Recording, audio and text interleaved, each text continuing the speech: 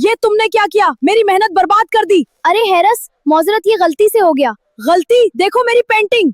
चलो मैं मदद करता हूँ। मदद? तुमने सब खराब कर दिया। ठीक है, अगली बार संभाल लूंगा। नफरत है मुझे। मैं तुम्हें अभी सबक सिखाता हूँ। अरे बेटा, गुस्सा मत करो। लेकिन इसने मेरा दिल तोड़ा। ये ठंडा पानी है, गुस्सा ठंडा करेगा। मुझे लड़ना है। लड़ाई से पहले सोच लो बेटा। नहीं, गुस्से को पीना ही असल बहादुरी है।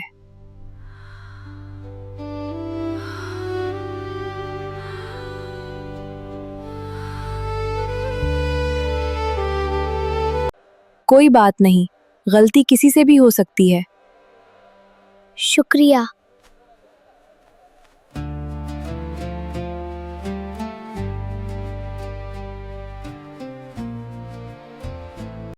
अगर आपको ये खूबसूरत कहानी पसंद आई तो मजीद सच्ची और सबक आमूज कहानियों के लिए लाइक और सब्सक्राइब करें।